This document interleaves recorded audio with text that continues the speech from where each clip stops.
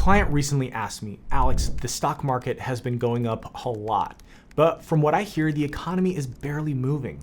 How is this possible, and can this really keep going? It's a great question. If the market keeps outpacing the economy, shouldn't it eventually hit a ceiling? Well, the short answer is it can't, at least not forever. And there are real reasons to believe the next decade could look very different from the last, but not for reasons you might think. In this video, I'll break down why the market grows faster than the economy, the risks that could slow things down, and most importantly, what this means for your portfolio. Over the past century, the US stock market, as measured by the S&P 500, has delivered an average annual return of about 10%. Meanwhile, if we look at US GDP growth from 1961 to 23, the economy has averaged about 3% per year.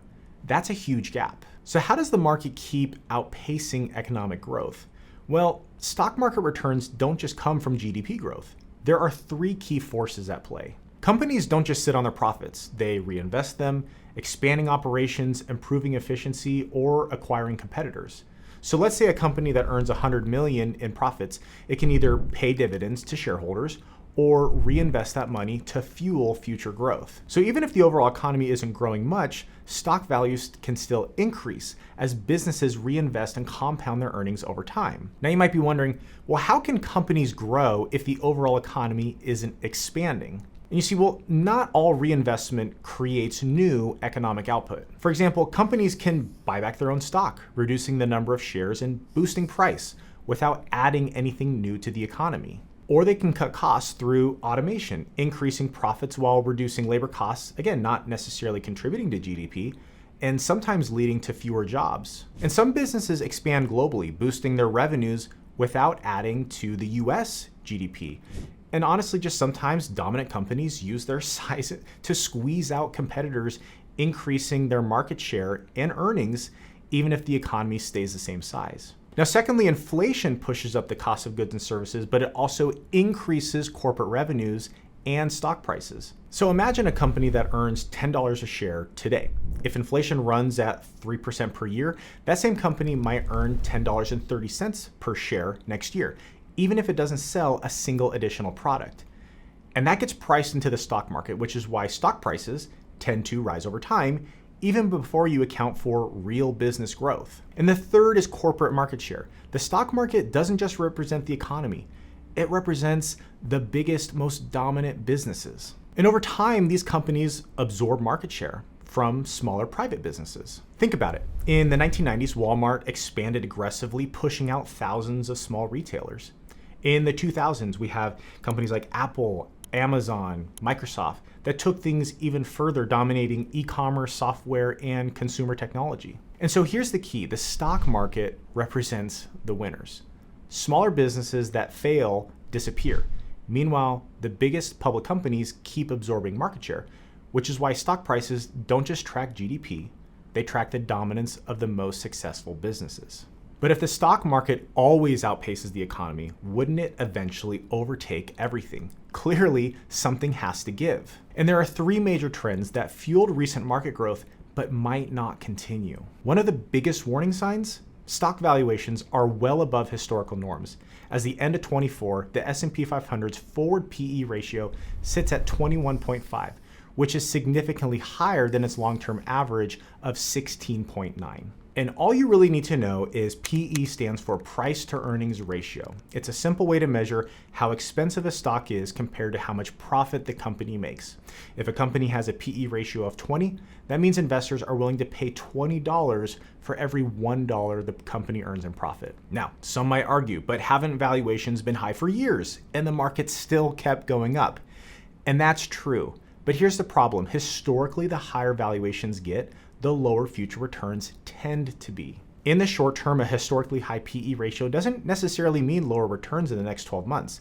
In fact, as you can see, there's almost no relationship. But if we broaden that time horizon to returns over the next 5 years, historically, we can see that elevated PE ratios have a stronger relationship with lower market returns.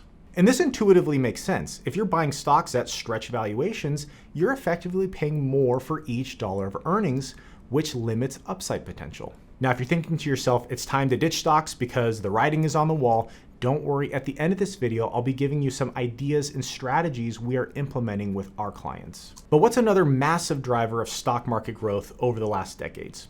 Global expansion. Many of the world's biggest companies have relied on selling products and services overseas to drive revenue growth. But there is a problem. Globalization isn't what it used to be. Trade tensions are rising. Geopolitical uncertainty is making international expansion riskier and more expensive. And many companies are shifting towards protectionist policies, favoring domestic companies over international ones. Now, this doesn't mean global trade will disappear, but it does mean the easy expansion that fueled past growth might not be as reliable going forward. And lastly, for over a decade, stocks have benefited from historically low interest rates. When borrowing is cheap, companies can easily fund expansion, buy back shares, and justify higher valuations. But the era of easy money seems to be over. The Fed has made it clear rates aren't dropping back to zero anytime soon. Higher borrowing costs make it more expensive for companies to fund growth, and investors demand higher returns to justify stock prices. So if you're thinking, well, won't rates just go back down? They might, but I'd argue it's more likely not to the extreme levels we saw in the 2010s.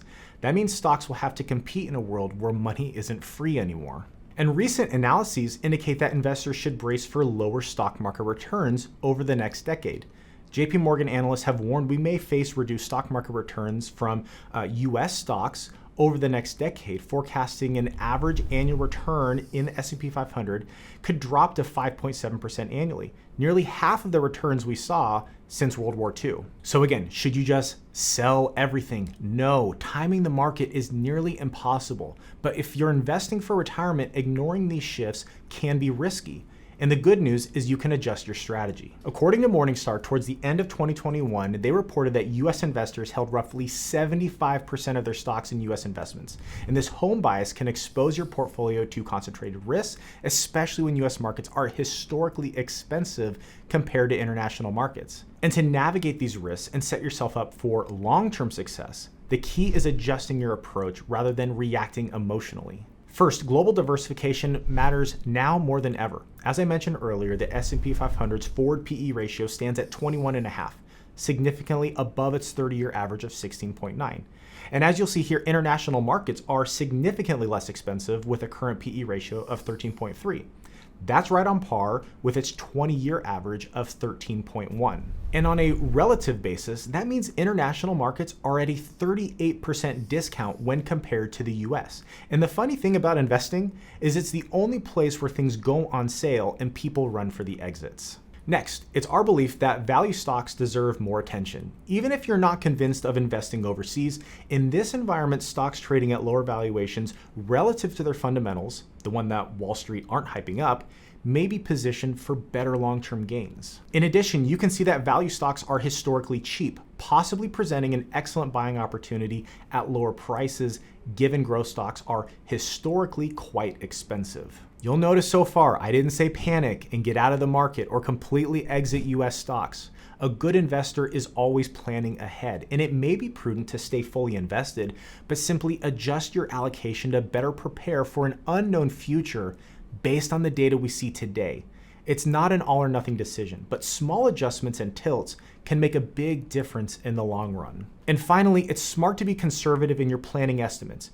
We've been accustomed to seeing 10% annualized returns from the stock market, but there's no guarantee that will continue at the same pace. So instead of assuming those returns will always be there, it's important to have a clear plan for how you would react and adjust if markets underperform. That could mean dialing back withdrawals, cutting discretionary expenses, or even reassessing risk exposure. The key isn't to assume the worst. It's to be prepared for different outcomes so you can stay in control. At the end of the day, the stock market doesn't grow just because the economy does. It grows because of things like reinvestment, expansion, and valuation shifts, among other things. But when valuations get stretched too far and growth slows, history tells us that future returns tend to decline. And that's why diversification, patience, and managing expectations matter more than ever.